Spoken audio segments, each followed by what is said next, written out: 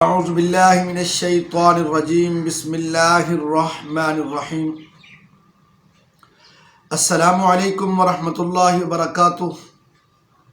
آپ دیکھ رہے ہیں A to Z عملیات چینل۔ آج میں آپ کے لیے ایک ایسا عمل یا وظیفہ لے کر حاضر ہوا ہوں، جو بھی میرا ویورز اس ویڈیو کو دیکھے گا وہ اس ویڈیو سے 3 فائدے حاصل کر لے گا۔ ان میں سے سب سے پہلا فائدہ وہ یہ ہے کہ آپ کے دل میں جو بھی مراد ہے،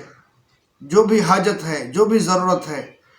اس وظیفے کو کرنے کے بعد اللہ تعالیٰ کی طرف سے وہ حاجت پوری ہو جائے گی، مدد ہو جائے گی، مہربانی ہو جائے گی۔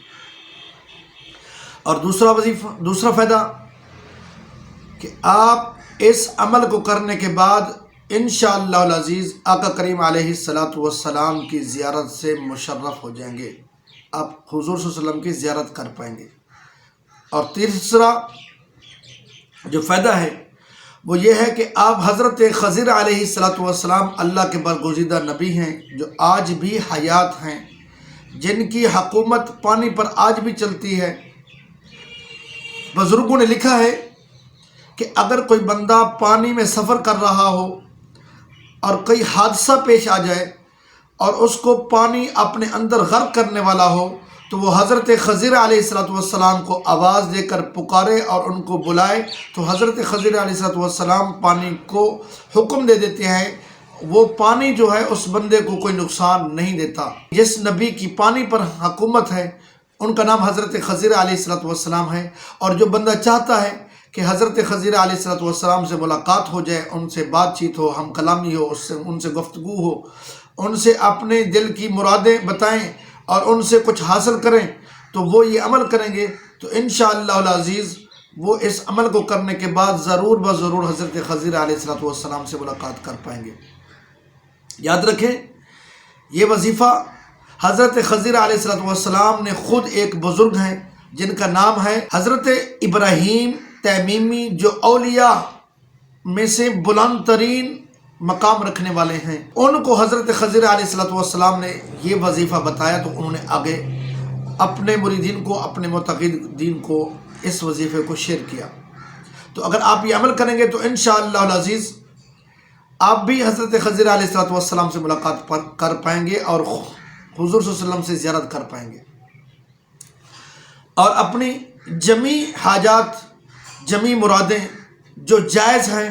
وہ اس وظیفے کو کرنے کے بعد انشاءاللہ العزیز وہ بھی آپ کی مرادیں پوری ہو جائیں گی۔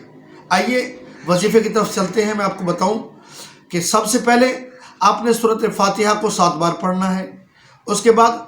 آیت الکرسی کو 7 بار پڑھنا ہے، اس کے بعد سورۃ کافرون،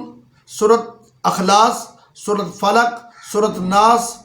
اور تیسرا کلمہ، ان سب چیزوں کو آپ نے 7 بار پڑھنا ہے،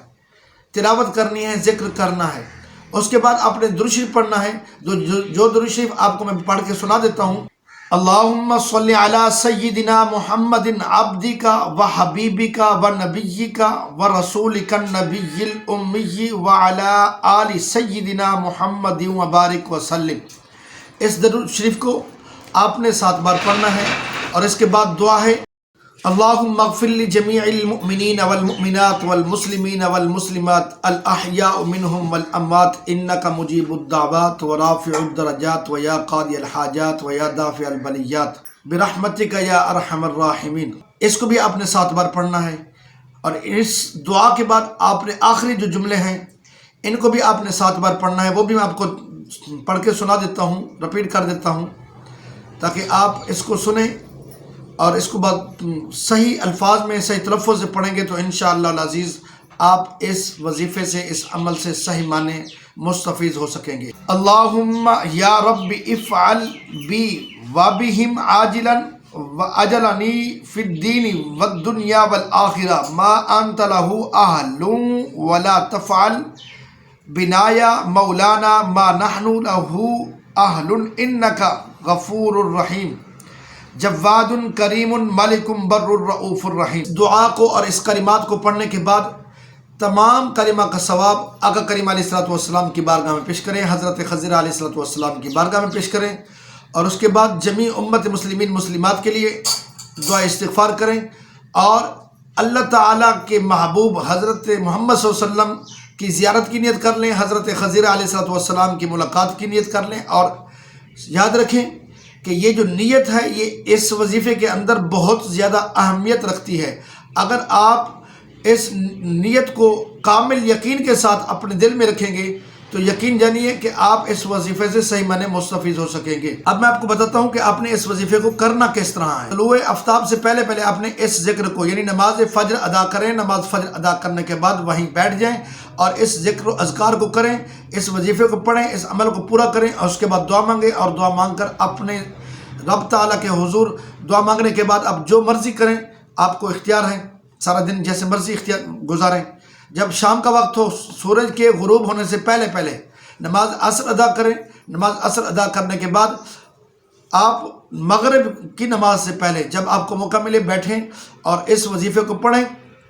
جب یہ وظیفہ مکمل ہو جائے اللہ تعالیٰ کی بارگاہ میں دعا کریں اور اس کے بعد نماز مغرب ادا کریں، تو یہ اس کے پڑھنے کی ٹائم ہے، یعنی سورج کے طلوع ہونے سے پہلے اور شام کو سورج کے غروب ہونے سے پہلے، یہ دو وقت ہیں۔ آپ نے اس وظیفے کو اس کو کرنا ہے تو انشاءاللہ العزیز آپ اپنی مراد پا لیں۔ امید کرتا ہوں کہ آج کا میرا یہ بتایا ہوا وظیفہ یا عمل آپ کو پسند آیا ہوگا۔ اگر آپ کو یہ وظیفہ یا عمل پسند آیا ہے تو اس کو آگے شیئر کریں، چینل کو سبسکرائب کریں۔ میرے کسی بھائی یا میری کسی بہن نے اگر کوئی وظیفہ، کوئی دعا یا کوئی عمل کچھ بھی پوچھنا ہے تو کمنٹس میں پوچھ سکتے ہیں۔ اگر کمنٹس میں پوچھنا مناسب نہیں سمجھتے تو پھر جو آپ کو واٹس ایپ نمبر نظر آ رہا ہے اس پر رابطہ کریں، انشاءاللہ العزیز آپ کی مدد کی جائے گی، آپ کا مسئلہ حل کرنے کی کوشش کریں گے، آپ کو عمل، وظیفہ یا دعا بتائیں گے۔ اللہ تعالیٰ ہم سب کا ناصر ہو۔ السلام علیکم ورحمۃ اللہ وبرکاتہ۔